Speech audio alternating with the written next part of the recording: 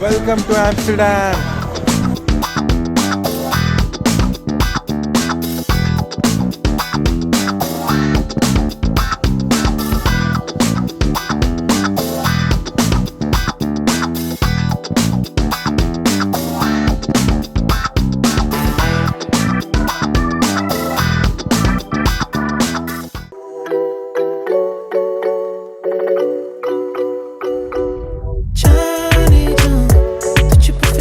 Hello दोस्तों, welcome back to my channel. मैं हूं आपका वॉन्डरलस वेनू और आज का व्लॉग बहुत ही स्पेशल होने वाला है क्योंकि मैं एक्सप्लोर करने वाला हूं मेरा 7th कंट्री नेदरलैंड्स। तो चलिए शुरू करते हैं एम्स्टर्डम की ये journey. Let's go.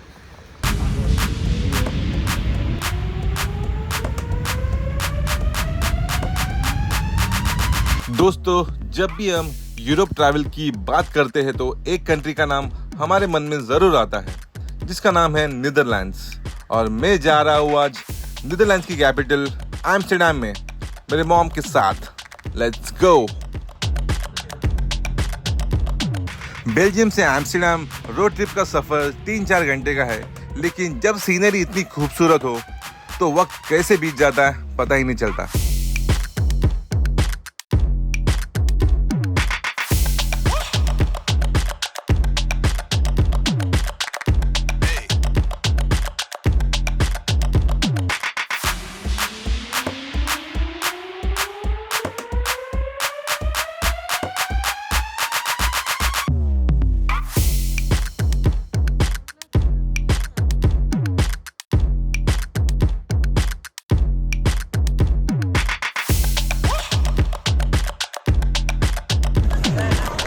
Welcome to Amsterdam.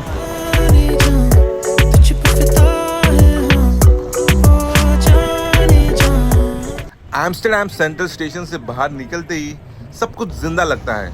लोग, बाइक्स, ट्रैम्स और एक अजीब सी एक्साइटमेंट दिल के अंदर और एक अलग सी वाइब्रेंट एनर्जी फील होती है।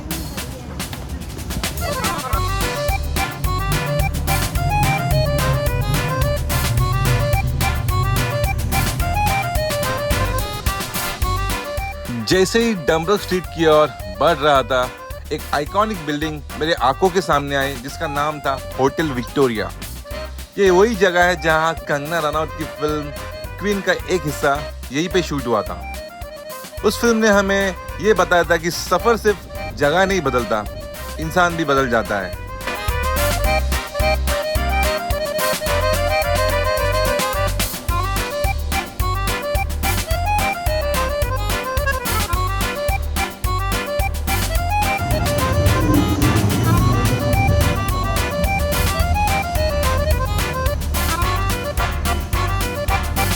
दोस्तों, आप अगर एम्स्टर्डम आए और यहाँ की कैनल्स पर आपने बोट राइड नहीं लिया तो आपकी ट्रिप होगी इनकम्प्लीट, क्योंकि एम्स्टर्डम की कैनल्स है बहुत ही खूबसूरत।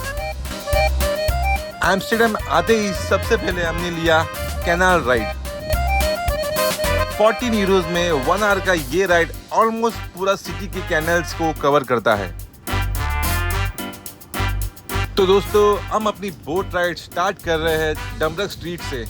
डम्बर्ग बेसिकली जो एरिया है ये आपको सेंट्रल स्टेशन से निकलते ही विजिबल हो जाएगा।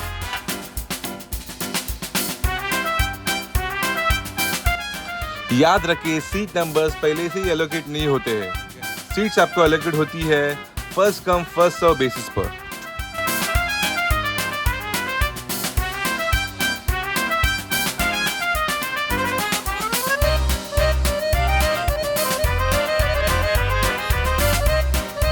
इस कैनल क्रूज पर ये आपको एम्स्टर्डम की उन सारी कैनल्स पर लेकर जाते हैं जो कि सेंट्रल से पूरी सिटी को कनेक्ट करती है, और साथ में ये लेकर जाते हैं एम्स्टल रिवर पर।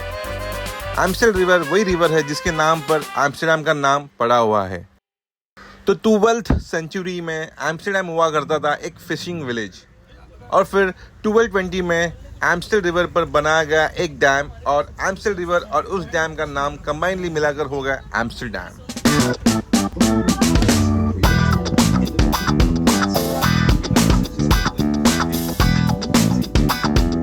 Almost 100 meters above the ground, and when you're sitting in the swing, then you're going over the edge of the building, the Amsterdam Tower.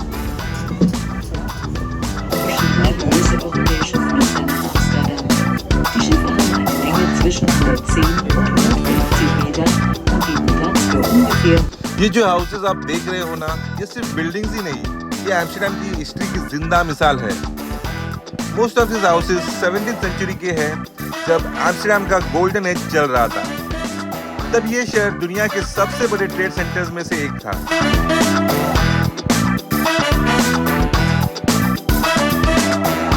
Caused the hinterland to flood during storms.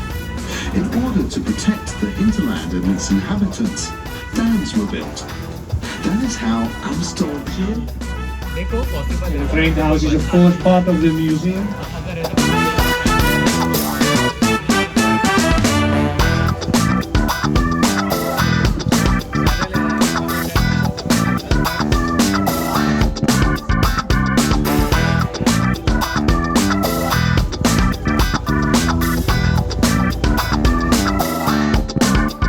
एक चीज notice करोगे आप, ये घर काफी पतले और लंबे डिजाइन में बने होते हैं। क्यों?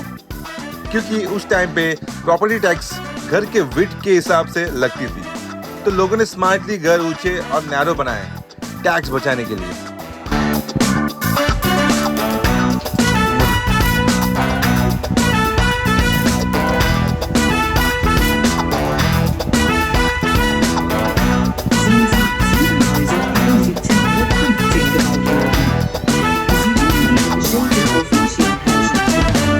और एक इंटरेस्टिंग फैक्ट, आप देखोगे कि हर हाउस के टॉप पे एक हुक या बीम लगा होता है। ये गुड्स या फर्नीचर ऊपर के फ्लोर्स पे पुल करने के लिए यूज होता था, क्योंकि स्टेयर्स इतने नैरो होते थे कि चीजें अंदर ले जाना मुश्किल होता था।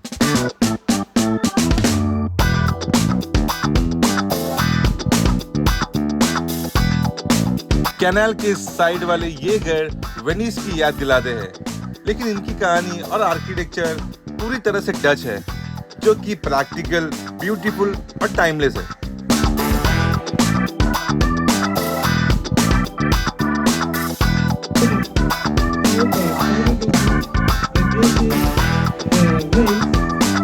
Of his pregnant wife. His wife was pregnant when he was building his boat.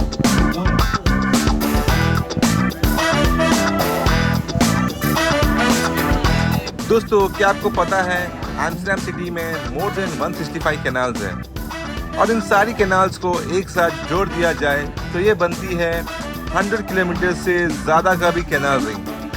और इस कैनाल रिंग को यूनेस्को वर्ल्ड हेरिटेज के लिस्ट में शामिल किया गया था in the year 2010। Der Platz wird jetzt größtenteils durch das Rathaus und das There was a Dutch Jewish philosopher, Stephen Cohen. Looks a bit as gold, so the official name of the building is the House with the Golden Roof. Gebäudes vollkommen wie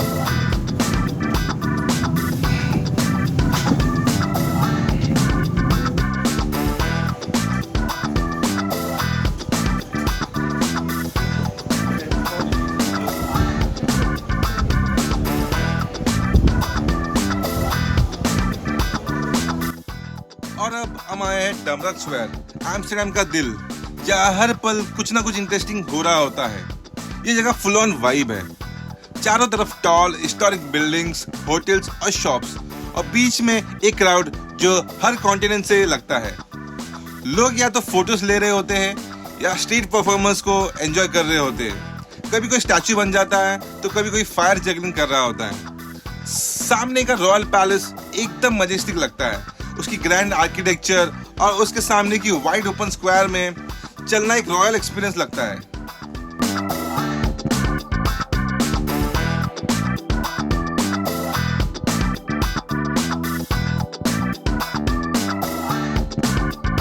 और अगर तुमने पास ही वाले Madame Tussauds के सामने से walk किया हो तो तुमने टूरिस्ट रश को असली मजा लिया होगा। कभी कभी तो लगता है पूरा वर्ल्ड यही इकट्ठा हो गया है।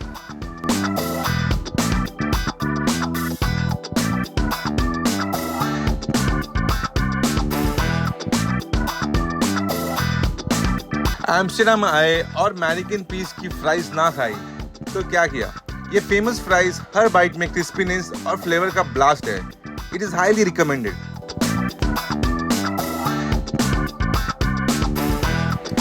एम्स्टरडैम का सफर यादगार रहा।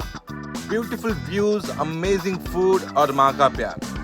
अगला डेस्टिनेशन अभी बाकी है। मिलते हैं नेक्स्ट ट्रैवल व्लॉग में। Till then like, share and subscribe for more real travel vibes.